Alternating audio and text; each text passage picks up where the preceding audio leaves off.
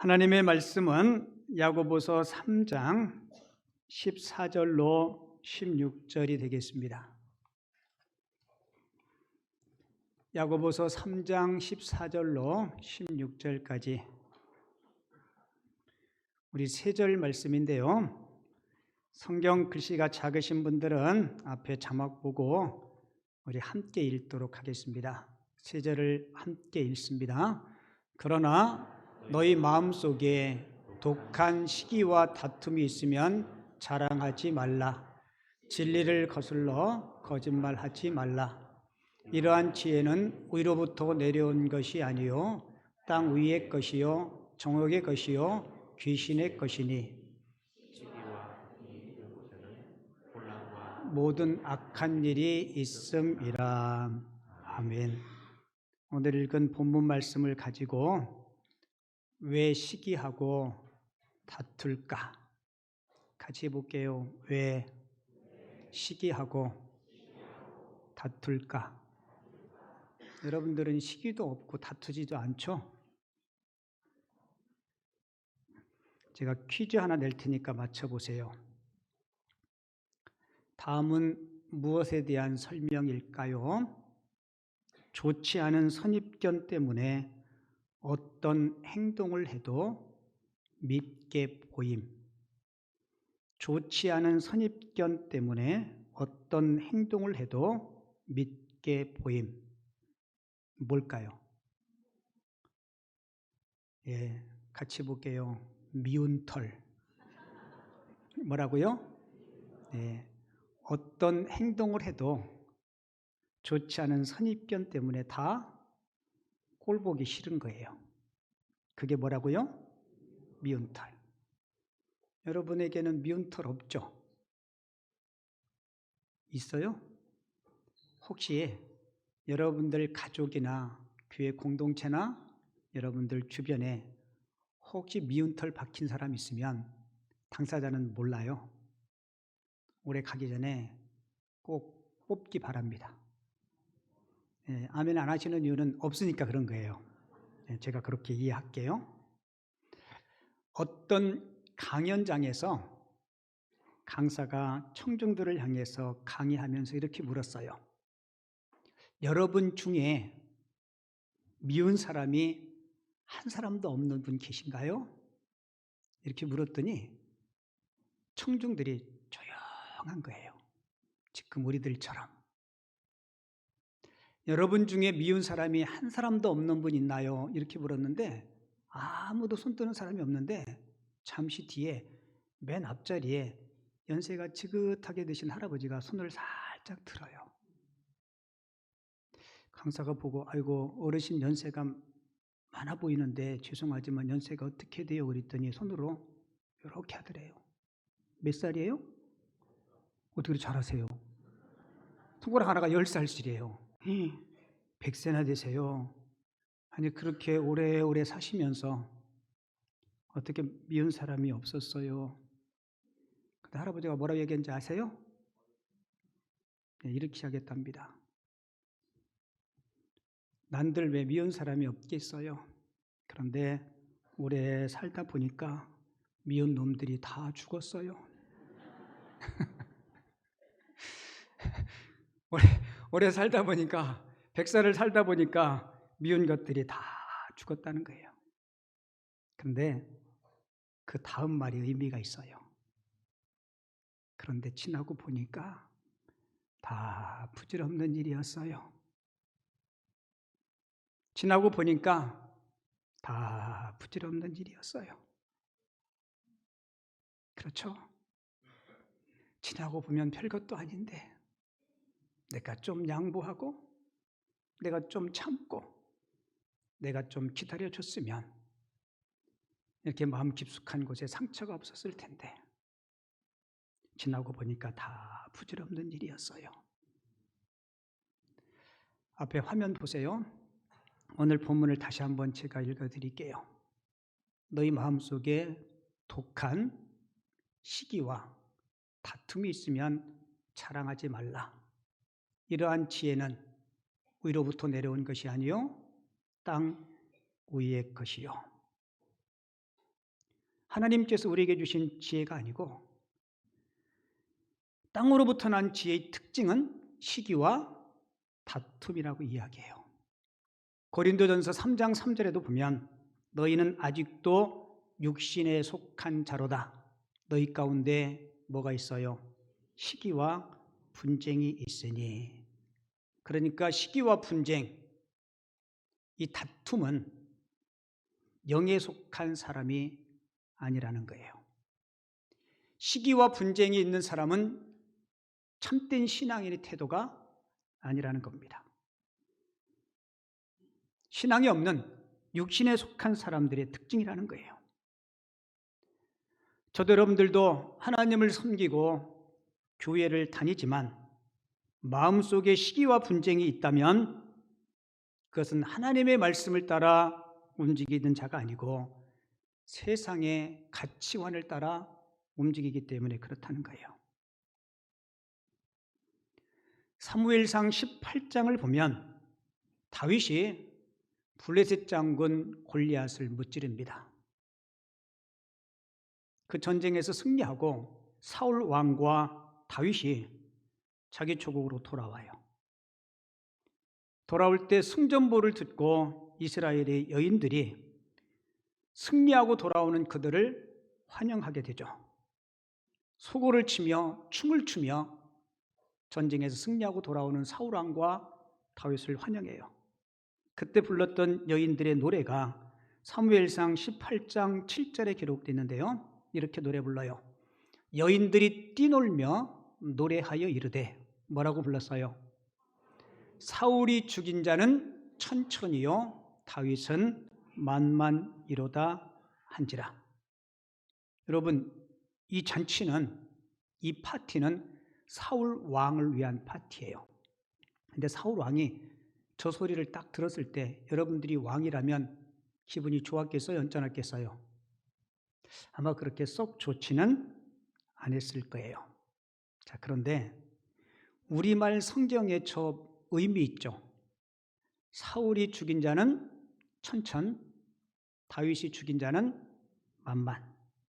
여러분, 이 노랫말의 진정한 의미는 사울은 1000명을 죽였고 다윗은 만 명을 죽였으니까 다윗이 더 강한 용사고 위대하다.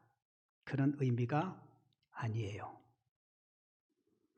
천천과 만만은 사울과 다윗을 비교해서 다윗이 낫다라고 이렇게 여인들이 부른 노래가 아니에요. 이 구약의 히브리식 표현을 보면 보통 어떤 글을 쓸 때 반복해서 쓰지 않습니다. 그러니까 정확하게 이 본문을 성경이 원뜻대로 해석하면 좌편에 1000명이 쓰러졌고 우편에 10,000명이 쓰러졌다. 그러니까 천천과 만만은 무슨 뜻이에요?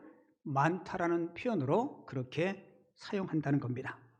그러니까 여인들이 노래를 부를 때 여러분 그 여인들이 품수가 아니에요. 품수 같으면 여러분 그 자리에 나오지도 않았을 거예요. 이 여인들은 전쟁에서 승리한 것이 너무 감사해서 다윗은 10,000명 죽었고 사울은 1000명 죽였습니다. 여러분 그렇게 누구를 비교하면서 사울 왕의 마음에 심기를 불편하게 할 정도로 어리석은 여인들이 아니었다는 겁니다. 그런데 사울은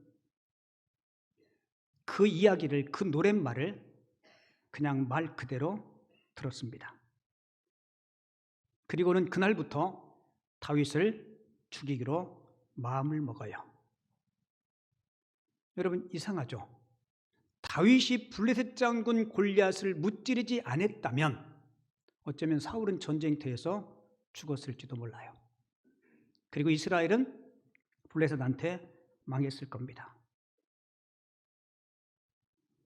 지금 전쟁에서 승리하고 돌아오는 그들을 환영하고 개가를 부르는데 왜 그렇게 사울의 마음은 불쾌했고 분을 내었을까? 여러분 분명히 성경은 그 이유를 우리에게 설명해 주고 있거든요. 사울이 그런 불쾌함과 그리고 시기심이 마음에 생긴 이유는 하나님과의 관계가 올바르지 못한 데서 기인한다는 거예요. 그러니까 저도 여러분들도 하나님과의 관계가 올바르지 않으면 나도 모르게 관계 속에서 불쾌함과 시기심이 생길 수가 있어요. 자, 이 사건 이후에 사울의 인생의 뒤안길을 뒤돌아보면 사울은 정말 철저하리만큼 하나님 앞에 불순종합니다. 사무엘상 13장, 그러니까 다윗이 블레셋 골리앗을 무찌르기 이전에 늘 이스라엘은 블레셋으로부터 괴로움을 당했어요. 블레셋이 이스라엘을 공격하려고 할 때 그때 영적인 지도자였던 사무엘이 사울 왕에게 이렇게 이야기해요.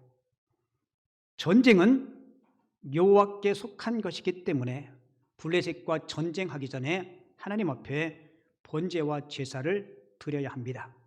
그러니 제가 가기 전까지는 절대로 블레셋과 전쟁하지 마시고 기다리십시오.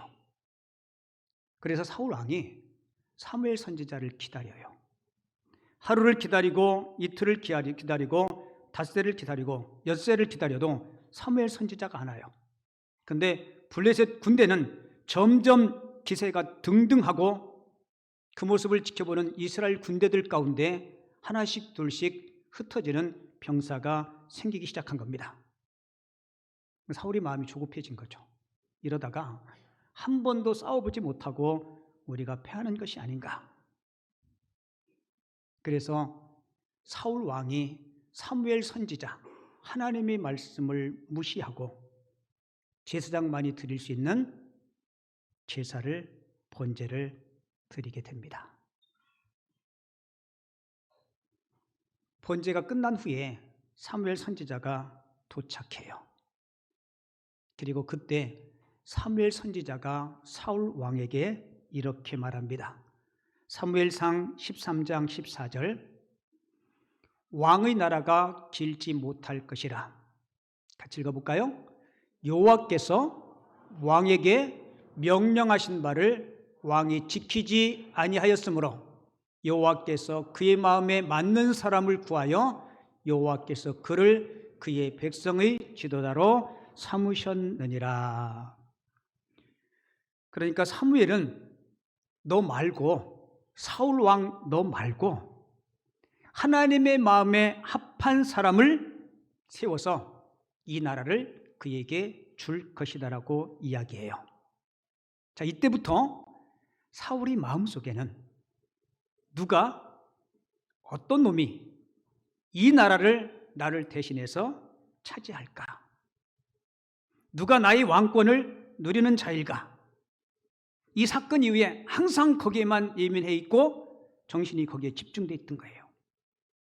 그런데 이 사건 이후에 오늘 사무엘상 18장에 백성들이 노래를 불러요. 뭐라고 불러요?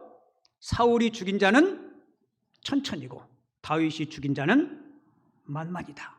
아, 저놈이 내 자리를 탐내는 사람인가 보다.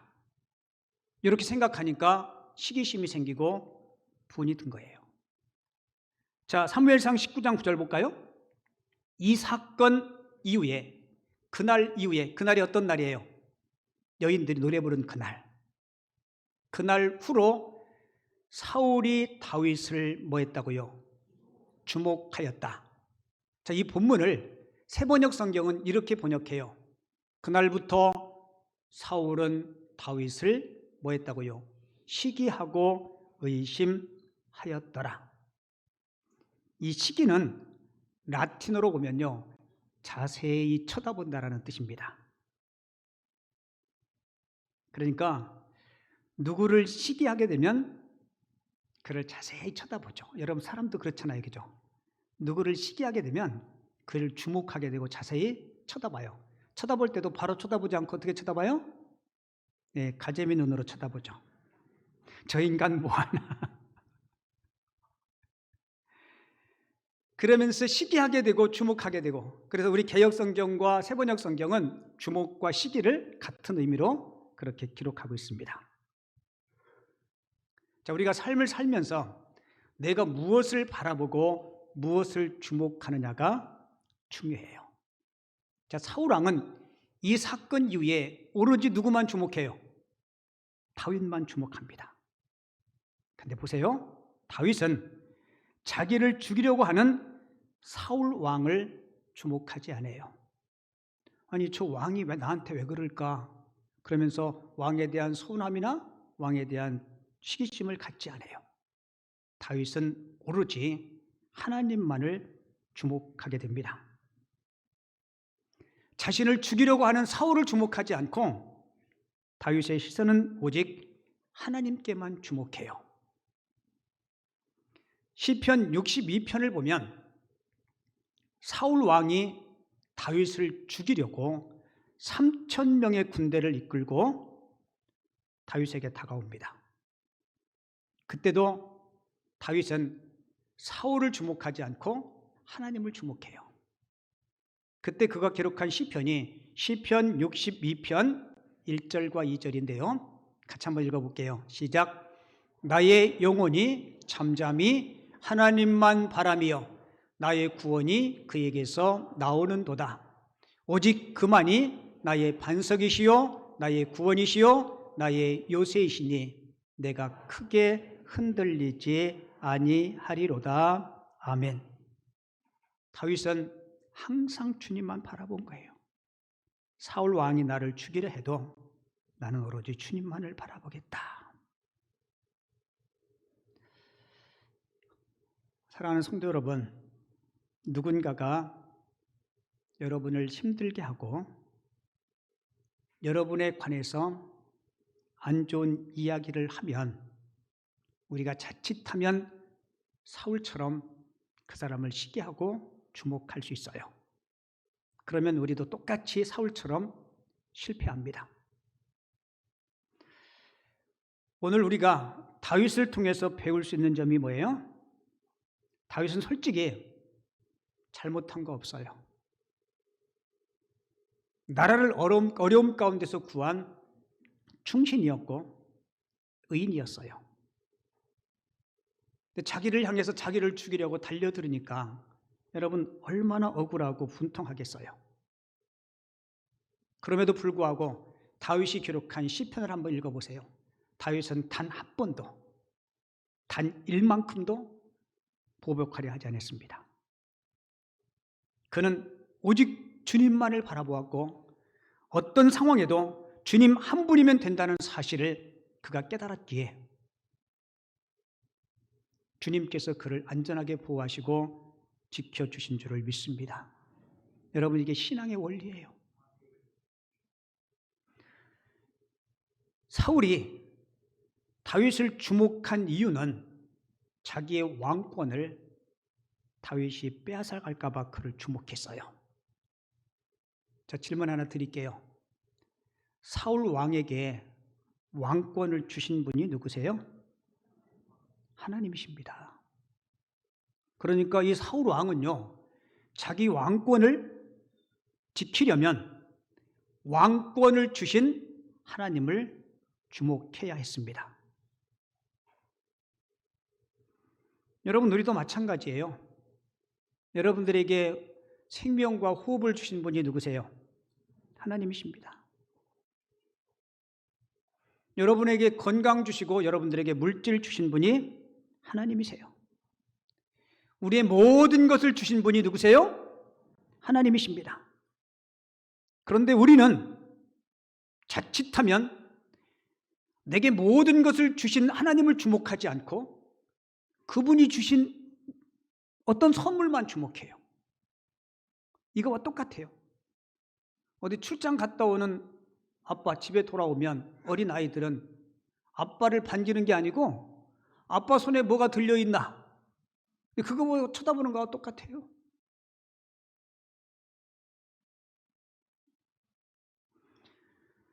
바라기는 하나님께서 저와 여러분들에게 주신 것에 주목하지 말고 그것을 주신 하나님 앞에 주목할 수 있기를 주님의 이름으로 축원을 드립니다.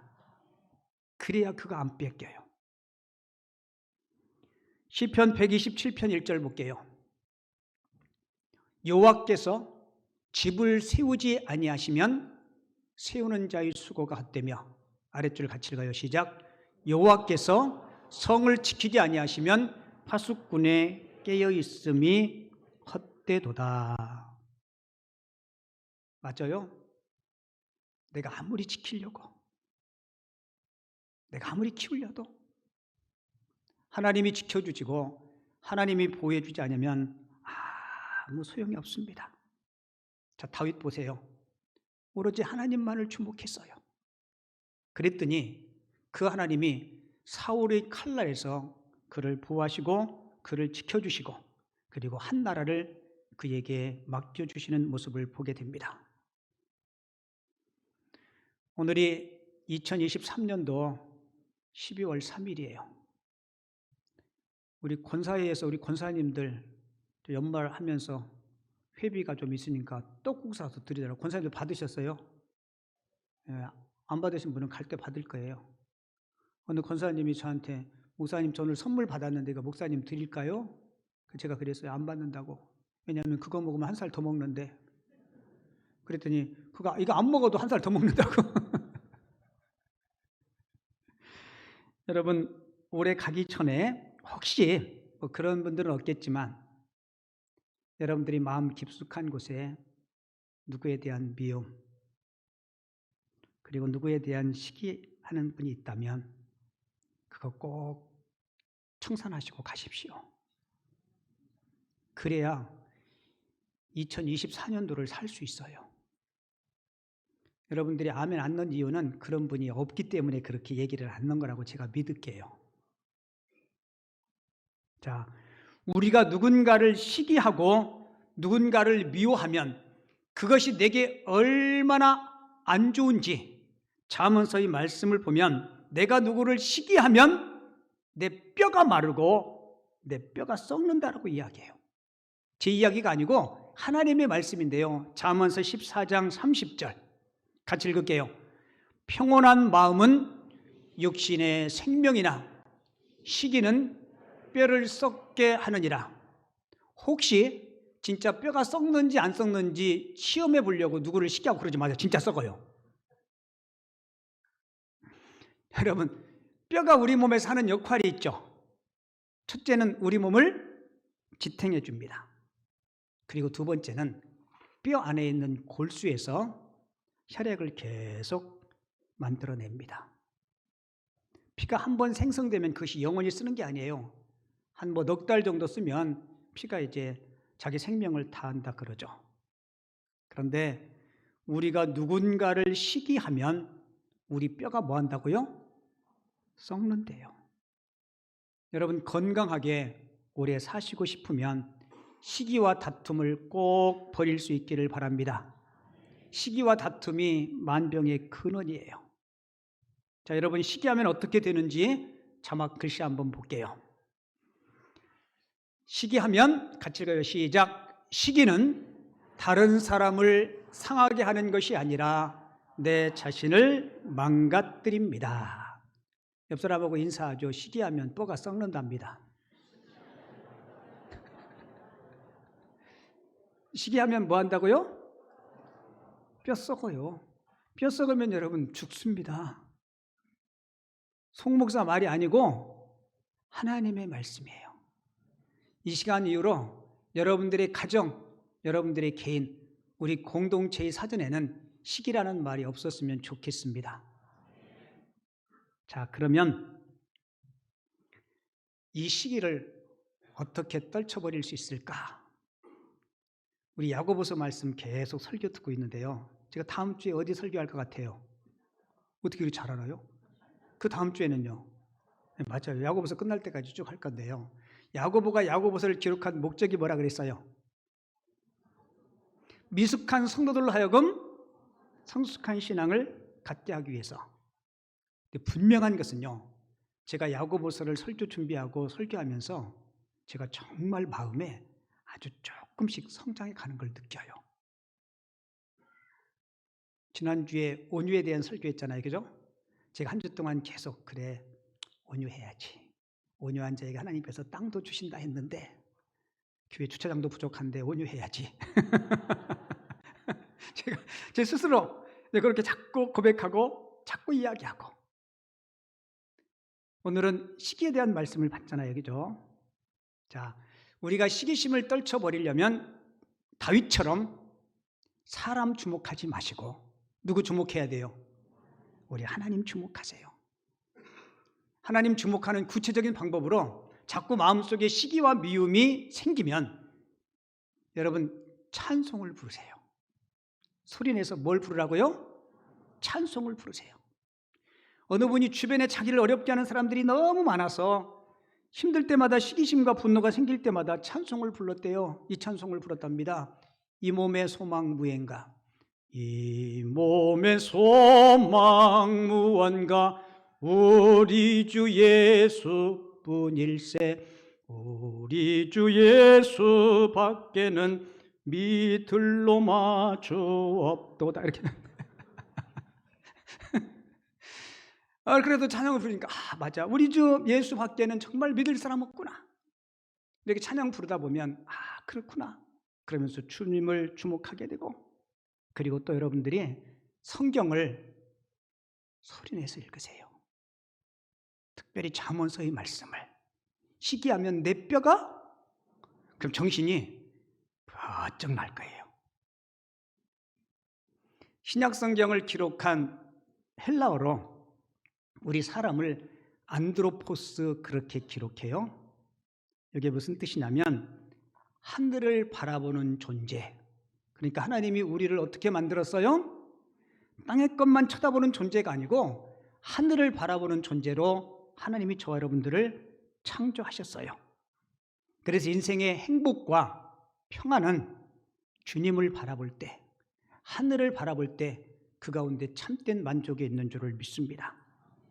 그래서 히브리서 기자가 이렇게 하죠. 믿음의 주여 또 온전케 하시는 이인 누구를 바라보자? 예수를 바라보자라고 우리에게 권면해 주고 있죠. 마태복음 20장에 포도원 농부 이야기가 나오는데요.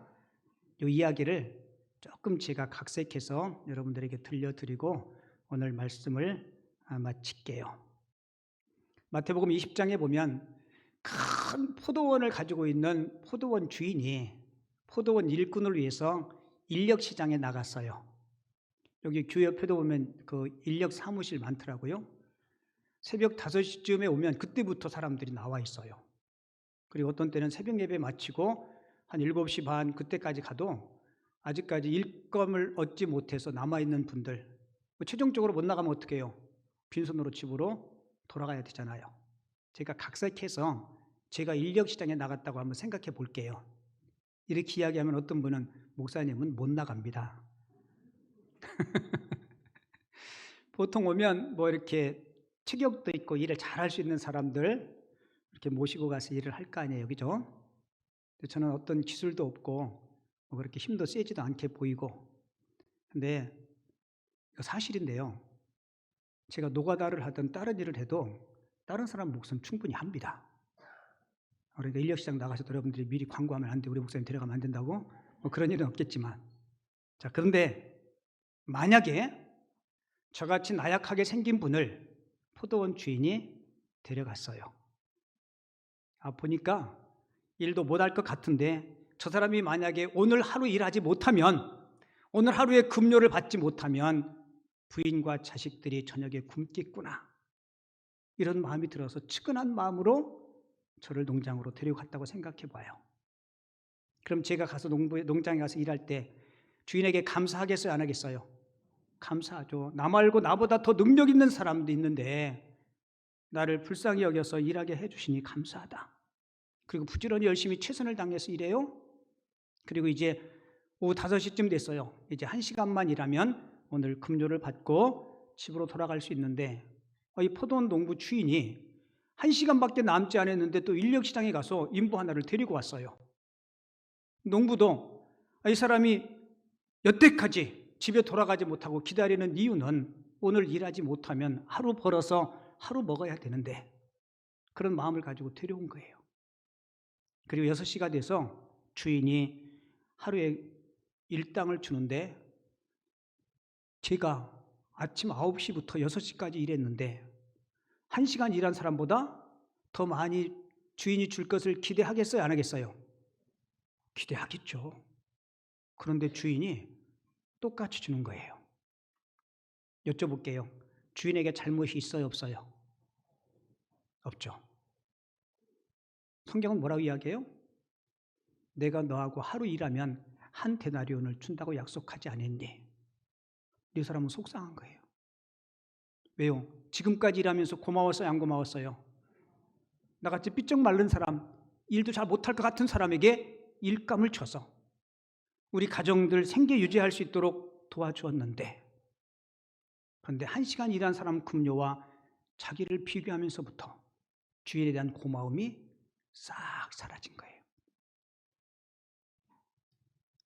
자, 만약에 아침부터 저녁까지 일한 제가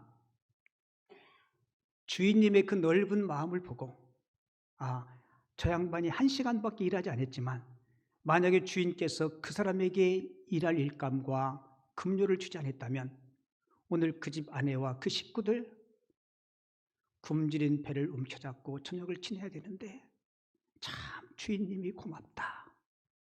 고마워요, 안 고마워요? 여러분 고맙죠? 여러분, 우리가 이 포도원 주인 같은 마음을 가지면 여러분들의 심령과 여러분들의 가정과 교회 공동체가 하나님 나라로 변할 줄을 믿습니다. 여러분들이가 그런 마음 가져야 돼요. 그래야 하나님은 목동이었던 다윗을 한 나라의 임금으로 세워주셨던 것 같이 여러분들의 삶에, 여러분들의 심령과 가정에, 여러분들의 직장과 기업에 하나님께서 풍성한 축복으로 함께 주실 줄을 믿습니다. 우리 모두 오늘 주신 말씀 마음판에 새기고 하나님께서 주신 선물들에게만 집중하지 마시고 그 선물을 주신 하나님을 주목하고 그 하나님 앞에 시선을 고정해서 하나님이 예비하신 그 풍성한 은혜들 풍성히 누릴 수 있는 우리 모든 성도님들 되어줄 수 있기를 주님의 이름으로 축원을 드립니다.